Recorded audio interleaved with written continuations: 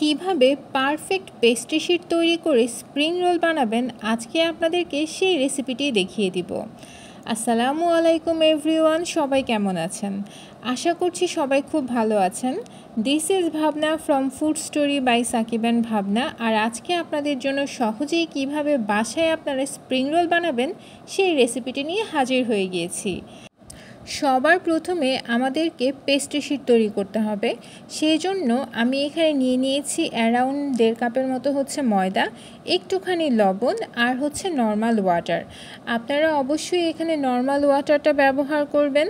কেউ কিন্তু ভুলেও গরম পানি কিংবা খুব বেশি ঠান্ডা পানি ব্যবহার করবেন না।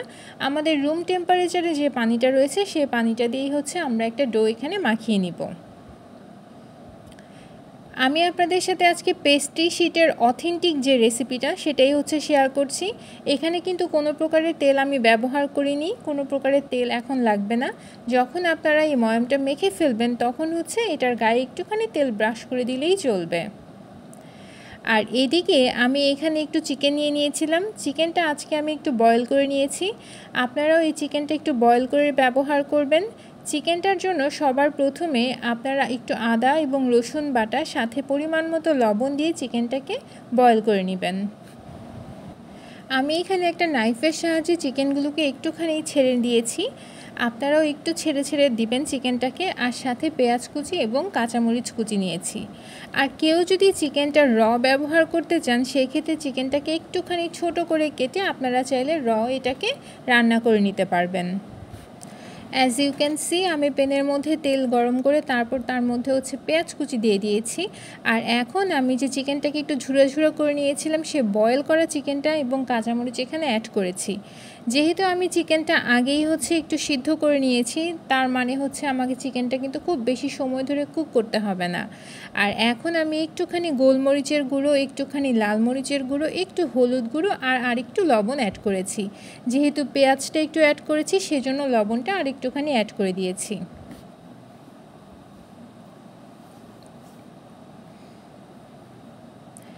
আমি অল্প একটু পানি এখানে ব্যবহার করেছি। পানির পরিমাণটা আপনারা দেখে নিশ্চয়ই সেটা বুঝতে পারছেন। পানিটা একদমই অল্প পরিমাণে ব্যবহার করবেন কারণ চিকেনটা অলরেডি কুক করা। আর এই ক্ষেত্রে আমি অ্যাড করছি লাইট সয়া সস এবং টমেটো কেচাপ।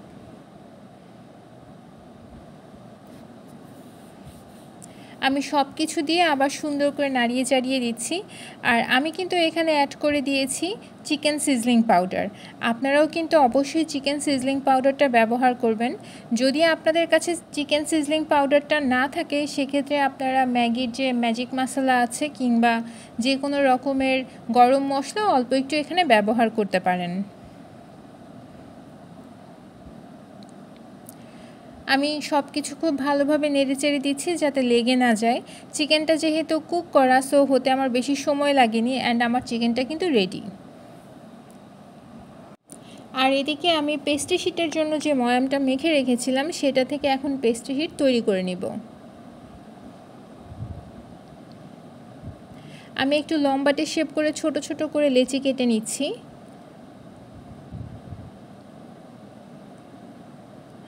আর এখন একদমই ছোট আকারে একটু রুটি বেলে নিব। আমি অলমোস্ট 1.5 কাপের মতো ময়দা ব্যবহার করেছি। আপনারা দেখে নিশ্চয়ই অনুমানটা করতে পারছেন যে কতগুলো পেস্ট্রি শিট এখানে হবে। আমি এখানে ছোট ছোট করে রুটি বেলে নিয়েছি। আর এখন পেস্ট্রি শিটটা কীভাবে তৈরি করব সেটা আপনাদের সাথে শেয়ার করছি। সবার প্রথমে আমি একটা ছোট রুটি দিয়ে তার উপরে একটুখানি তেল ব্রাশ করে দিয়েছি। আর এরপরে আবার এটার উপরে ময়দা দিয়ে আরেকটা রুটি দিয়ে দিয়েছি। আমি সেম প্রসেসেই এই রুটিগুলো একটার উপর আরেকটা দিয়ে নিব। আপনারা যদি চান এই ক্ষেত্রে কর্নফ্লাওয়ার ব্যবহার করতে পারেন, কিন্তু আমার কাছে মনে হয় ময়দা বা আটা ব্যবহার করলেই এনাফ। সো আপনারাও ময়দাটাই ব্যবহার করবেন। আর এখন সবগুলো নিয়ে আমি একটা বড় আকারে রুটি বেলে নিচ্ছি। আমি অলমোস্ট 4-5টা ছোট ছোট রুটি নিয়েই কিন্তু একটা বড় আকারে রুটি তৈরি করছি।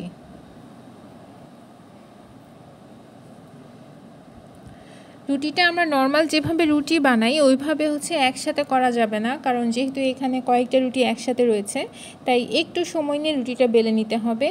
আর এদিকে প্যানটা গরম করে আমি এখানে রুটিটা দিয়ে দিব। আর এই কাজটা কিন্তু সাথে সাথেই করতে হবে, এই রুটিগুলো কিন্তু রেখে দেওয়া যাবে না বেশিক্ষণ। অর্থাৎ আপনারা যখন রুটিটা বেলবেন সাথে সাথেই চেষ্টা করবেন রুটিটা ভেজে নেওয়ার।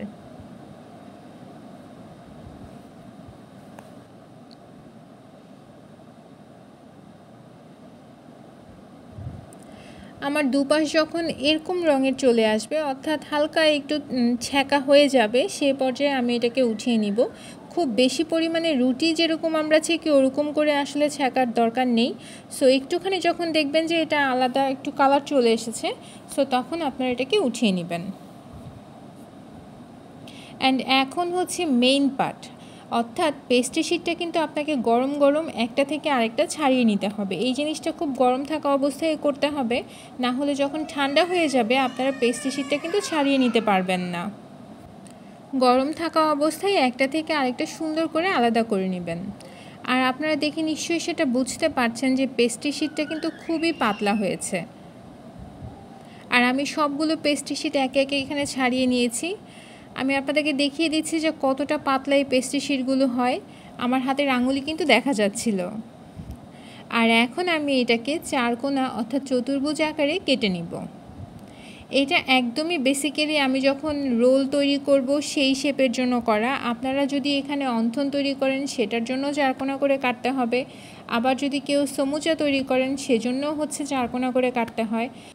আপনারা যখন যেটা তৈরি করবেন ওই জন্য ওই শেপে হচ্ছে আপনারা এটাকে কেটে নেবেন। আমি এখানে চারকোনা করে পেস্ট্রি শিটগুলো কেটে নিচ্ছি, অনেকগুলো পেস্ট্রি শিট এখানে একসাথে করেই হচ্ছে কেটে নিচ্ছি। টু বি ভেরি অনেস্ট, এটাই হচ্ছে পেস্ট্রি শিটের অথেন্টিক রেসিপি। আপনারা এভাবেই পেস্ট্রি শিট তৈরি করতে পারেন। আর এইভাবে পেস্ট্রি শিট তৈরি করে কিন্তু আপনারা অলমোস্ট মাসখানেকের মতো সংরক্ষণও করতে পারবেন, আর যখন ইচ্ছা তখন বানিয়েও খেতে পারবেন। আর এখন আমি রোলটা কিভাবে করব সেটা আপনাদের সাথে শেয়ার করছি। আমি মাঝে বরাবর হচ্ছে একটুখানি মাংসের পুর দিয়ে দিয়েছি, আর এখন এখানে আমি সিল করে দেব। আমি যে গ্লুটা তৈরি করেছি সেটা হচ্ছে ময়দা এবং পানি দিয়ে। আপনারাও ময়দা এবং পানি দিয়ে হচ্ছে একটা গ্লুর মতো তৈরি করবেন, এটা দিয়ে আপনারা খুব ভালোভাবে সিল করতে পারবেন। বেসিক্যালি এখানে তেমন বলার কিছু নেই, আপনাদেরকে দেখে বুঝে নিতে হবে। সো আমি আপনাদের সাথে আরও একটি রোল কিভাবে তৈরি করেছি সেটা শেয়ার করছি। সবার প্রথমে আমি হচ্ছে মাংসের পুরটা দিয়ে আমি দুই সাইডে একটু করে গ্লু দিয়ে দিয়েছি। এখন হচ্ছে অপর সাইড থেকে দুই সাইডটা হচ্ছে সিল করে দিব। আর এরপরে হচ্ছে একটুখানি ঘুরিয়ে তারপর যে বাকি অংশটা আছে সেটাও সুন্দর করে সিল করে দিব। এই তো আমার স্প্রিং রোল রেডি। আপনারা কেউ যদি চান সেক্ষেত্রে একটুখানি বড় আকারের যদি আপনারা পেস্ট্রি শিটটা তৈরি করেন তাহলে আপনাদের স্প্রিং রোলটা আরেকটু বড় আকারের হবে। সো আপনারা যদি একটু বড় করতে চান সেক্ষেত্রে রুটির সাইজটা আরেকটু বড় করে নেবেন। আর কথা বলতে বলতে আমার সবগুলো স্প্রিং রোল কিন্তু ভাজার জন্য একদম রেডি হয়ে গিয়েছে। এখন আমি এগুলোকে ভেজে নিব।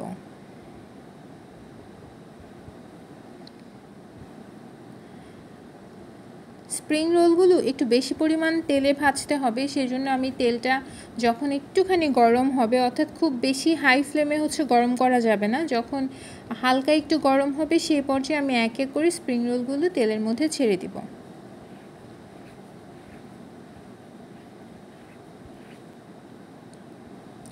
চুলার আঁচটা এখানে মিডিয়াম থেকে মিডিয়াম লোতে থাকবে, হাই হিটে দিয়ে কিন্তু ভাজা যাবে না, কারণ হাই হিটে দিলে আপনার বাহিরের যে রঙটা সেটা খুব ইজিলি চলে আসবে, কিন্তু ভিতরে ওরকম মুচমুচে আপনারা ফ্লেভারটা পাবেন না। সেই জন্য একটুখানি মিডিয়াম রেখেই হচ্ছে চুলার আঁচটা স্প্রিং রোলগুলো ভেজে নিতে হবে।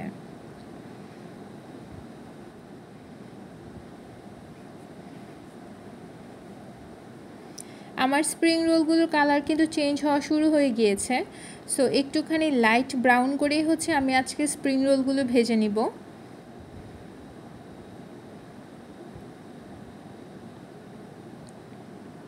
অ্যাজ ইউ ক্যান সি আমার স্প্রিং রোলগুলো কিন্তু ভাজা হয়ে গিয়েছে। এখন আমি এগুলোকে একটুখানি টিস্যু পেপারের উপরে উঠিয়ে রাখবো।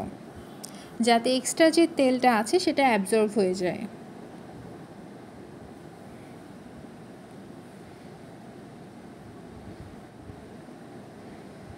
অ্যান্ড হিয়ার ইট ইজ, আমার স্প্রিং রোলগুলো একদম রেডি।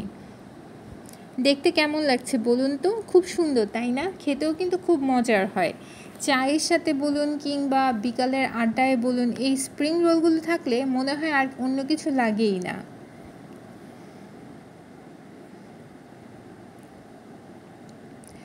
আপনারাও চাইলে খুব সহজে বাসায় এই স্প্রিং রোলগুলো তৈরি করতে পারেন। আর কেউ যদি চিকেনের পরিবর্তে ভেজিটেবল এখানে অ্যাড করতে চান, সেক্ষেত্রে আপনারা ভেজিটেবলটাও অ্যাড করতে পারেন, লাইক ক্যাপসিকাম অ্যাড করতে পারেন, বরবটি অ্যাড করতে পারেন। আপনাদের পছন্দ ওয়াইজ আপনারা এখানে ভেজিটেবলও অ্যাড করতে পারেন। সো আমার স্প্রিং রোল কিন্তু খাবার জন্য একদম রেডি হয়ে গিয়েছে। আমি এখন এগুলো সার্ভ করে নিচ্ছি।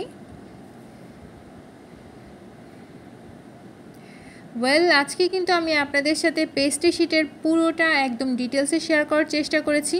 হোপফুলি আপনাদের খুবই কাজে আসবে ভিডিওটি। আর যদি আপনাদের একটু হলেও আমার ভিডিওগুলো হেল্প হয়ে থাকে, সো সেক্ষেত্রে আপনারা অবশ্যই আমার চ্যানেলটা সাবস্ক্রাইব করবেন, লাইক কমেন্ট করতে কিন্তু ভুলবেন না। আর ফিডব্যাকটা অবশ্যই আমাকে জানাবেন। আপনাদের ফিডব্যাকটা কিন্তু আমার খুব ভালো লাগে। সো আমি চেষ্টা করব আপনাদের সবাইকে কমেন্টে রিপ্লাই করার। আর এখন আমি আপনাদেরকে একটা স্প্রিং রোল ভেঙে দেখাচ্ছি। দেখতে যেমন সুন্দর, খেতেও কিন্তু খুবই মজার ছিল। Thanks for watching.